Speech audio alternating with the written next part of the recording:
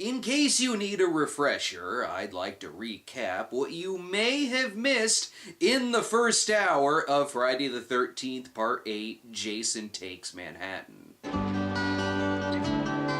Saying goodbye. What the hell? These Jason movies got fucking ridiculous! Let's talk a little bit about the backstory of this major misleading letdown of a motion picture. It was a film that was advertised as Jason Rampages Through New York, whether it was in the TV appearances or in the posters that say, New York has a new problem. Yeah, the cruise ship had a bigger body count. Using the tagline, just another Friday, would have been a much better choice. But the movie's extreme low budget and further budget cuts prevented a lot of what the filmmakers wanted to do with it. So, over an hour of the movie was set on the cruise ship, and scenes from the script, which featured the Brooklyn Bridge, the Empire State Building, and Madison Square Garden, were cut out.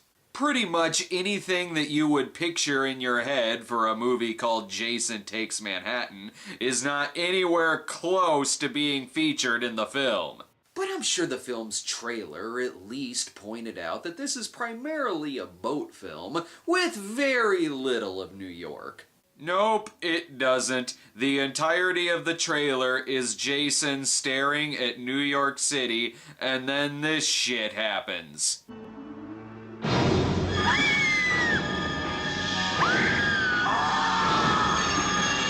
Friday the 13th, Part 8.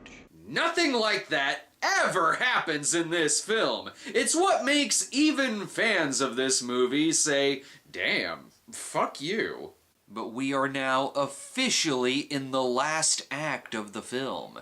Which means we are off of the cruise ship and we can finally get to New York City despite what little time we have left in the film.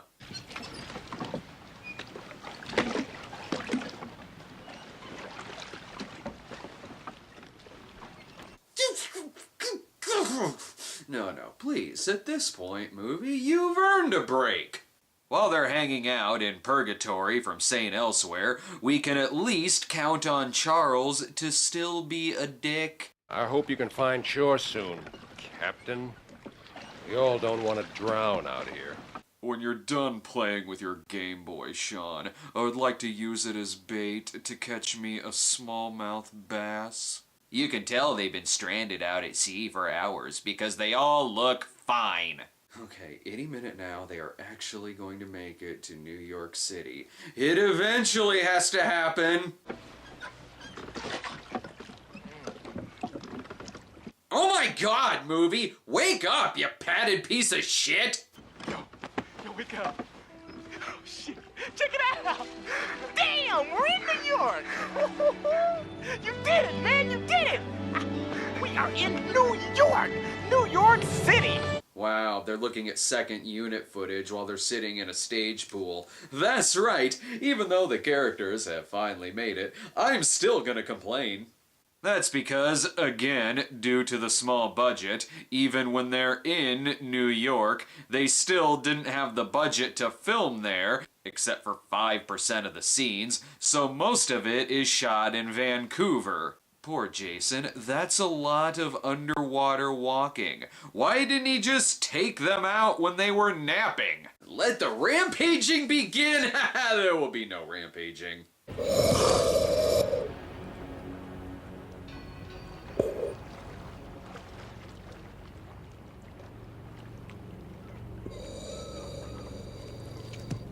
Stop being funny, Part 8. Only Part 6 is allowed to be funny.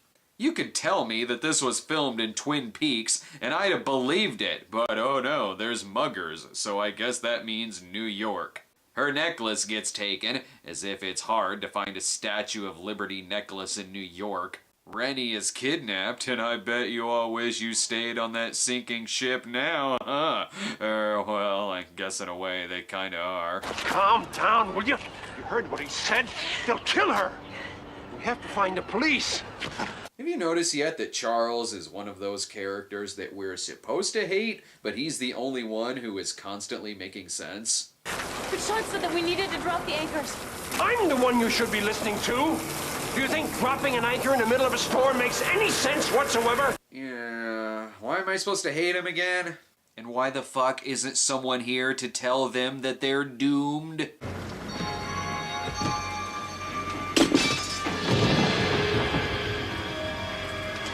Oh, right.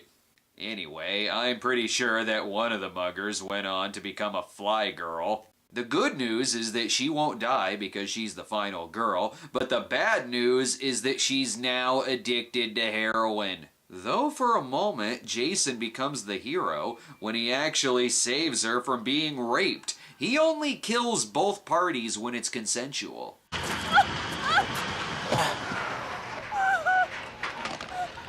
Who the fuck are you? But he's gonna kill this guy for asking stupid questions. It's clearly the hockey player from the billboard.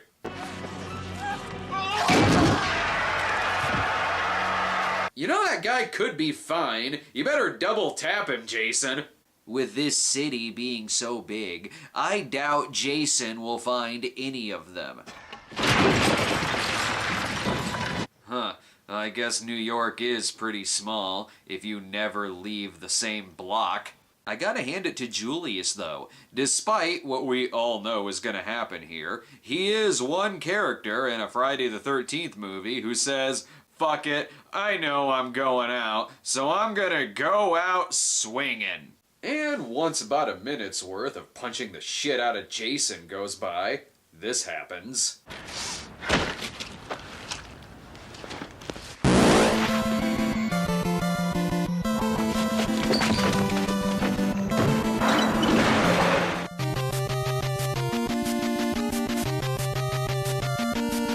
Easiest joke in the whole episode. Meanwhile, Rennie is high as fuck and lost in New York. How is she ever gonna find... Oh, there's Sean.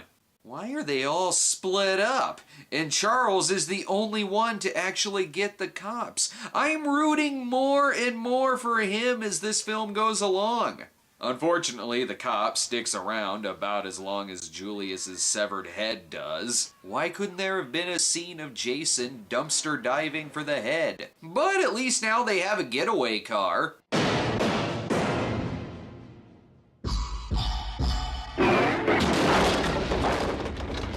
You idiot! Oh no, Miss Van Dusen didn't make it out. Van Dusen!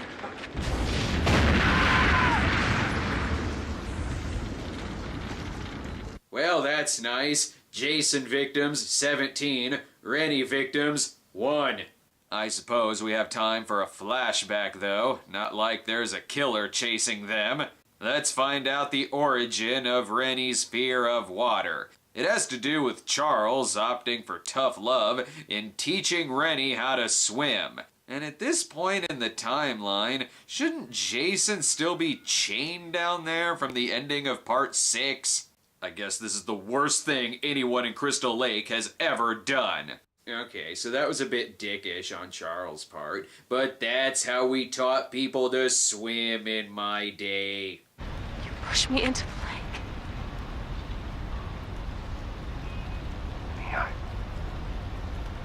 I was only trying to teach you. Can we talk about this later? You son of a bitch. Yes, Charles' bad swimming lessons clearly means he deserves to be stranded with a fucking death sentence. But he does survive getting thrown through a window because no one can harm the agent for harm. That is, unless it involves being drowned in a barrel of toxic waste.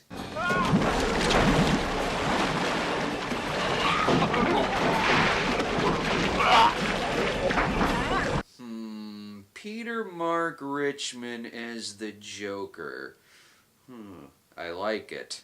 And what's with the weird poetic justice in nearly all of these death scenes? The bad swimming teacher drowns, the rocker is killed with a guitar, the boxer gets his head knocked off, the cokehead is killed with a piece of mirror, a deleted scene even shows this guy as a high diving champion.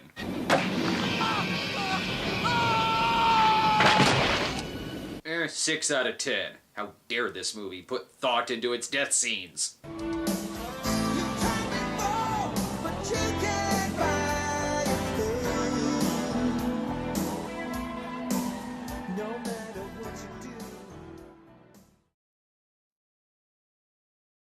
Again, guys, deranged killer chasing you. I was at school and they told me, Rennie, your parents died in a car accident. Jesus Christ, one tragic backstory at a time, please. It just seems like everybody I care about, I lose. Yeah, tell that to the guy who literally just lost his father. Yeah, but whatever, deaths. Time to make out.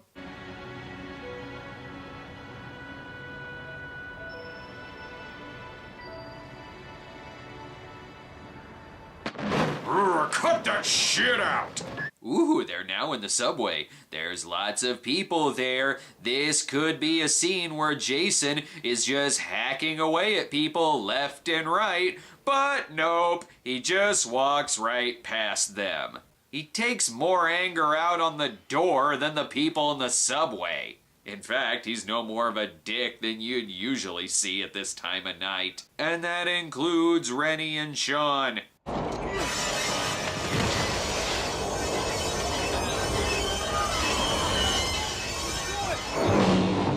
That's a good way to piss off a Jason, and you're making people late for work. See, even the subway car would rather be watching part 6. Maybe now we can see him fight the Cloverfield parasites.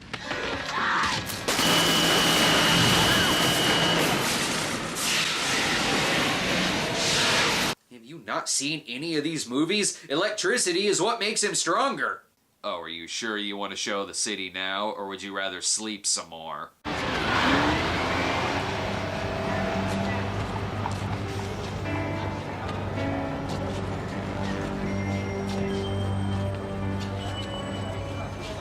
Too little, too late. You owe me a Diet Coke. Well, now they clarify that Jason taking Manhattan simply means he just kinda stands there and looks around a bit.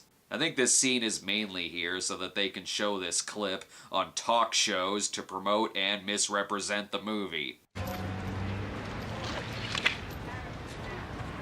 Yo, man, it's cool. It's cool, man. It's cool. Admittedly, it is the best clip of the movie.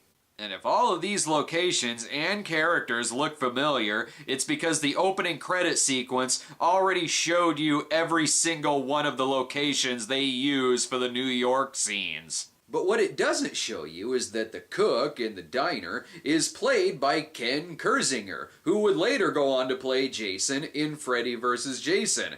That's right, we got Jason vs. Jason.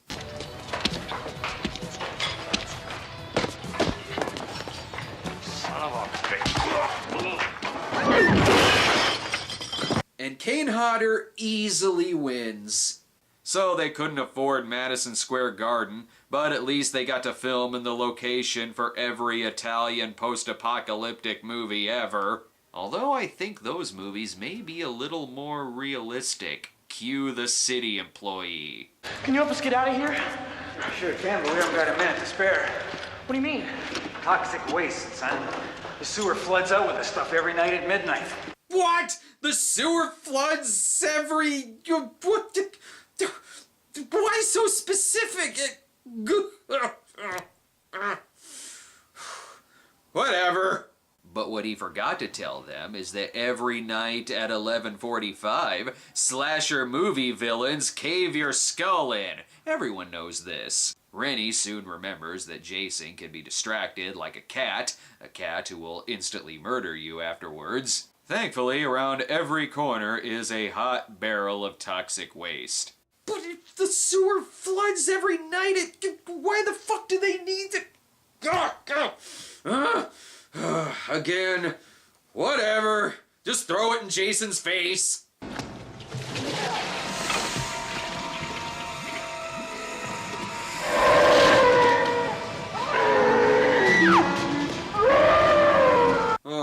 Now I feel sorry for him. He has kind eyes in this movie. So, a pen to the eye didn't hurt him, an axe to the head, multiple bullet wounds. etc. But his real kryptonite is the ooze. Oh yeah, and the flood of toxic waste to wash away the chuds.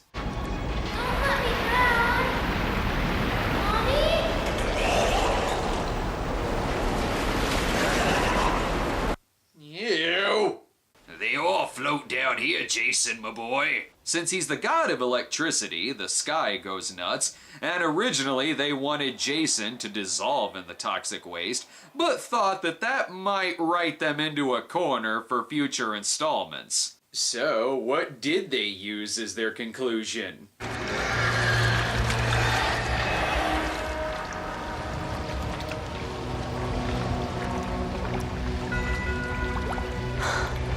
Oh, that makes sense. He's back to being a child now, as if he's the slasher movie version of Joshua Baskin. The hell kind of sense does that make? How does that not write you into a corner? Doesn't matter. Now Rennie and Sean can finally go see Black and Blue. I hear there's a statue here that's 22 stories tall.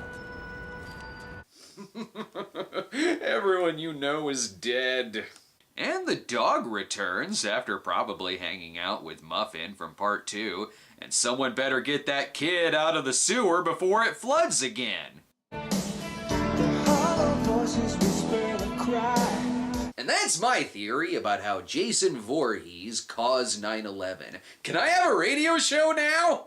Friday the 13th Part 8 became the last of the Paramount-produced Friday the 13th films before selling the series to New Line Cinema. Aw man, but they finally got pantyhose that fit, at last! Paramount would later have a hand in the 2009 remake. The reason for selling off the series was due largely in part to the film underperforming at the box office. While it had only a $5 million budget and brought in $14 million, it became the second lowest grossing film of the series. The film was released in the summer of 1989, the same summer which meant that Jason had to fight off such hits as Batman, Indiana Jones and the Last Crusade, Ghostbusters 2, even A Nightmare on Elm Street Part 5 brought in a little bit more than Jason Takes Manhattan. Perhaps, I don't know, a movie called Jason Takes Manhattan should have actually delivered on that promise. You'll never catch Home Alone 2 in that kind of lie. Even Rob Hedden, the writer and director, acknowledged that yes, perhaps more of the movie should have been set in New York. Oh, really? You think? If the movie had a small budget and couldn't shoot nearly as much in New York, then fine. But don't advertise for a movie that you can't make. At least Jason Goes to Hell was called Jason Goes to Hell, which does happen, and not Jason Takes Hell. Even Jason X delivered tenfold on its promise that Jason is in space, and Friday the 13th 3D had so much 3D in it that I'm still picking popcorn out of my clothes. But every criticism that I have just said in this two-part review is instantly negated by the fact that Jason is very funny in this movie. We'll be picking up on this series again in October, even though I did accidentally just spoil that Jason does go to hell. Sorry about that.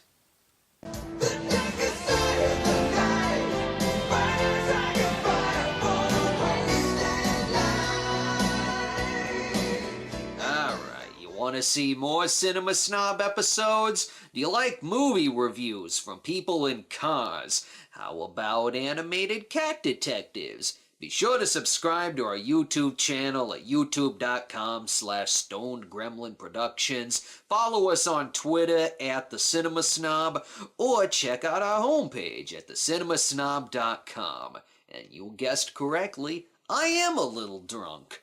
You don't understand. There is a maniac trying to kill us. Welcome to New York.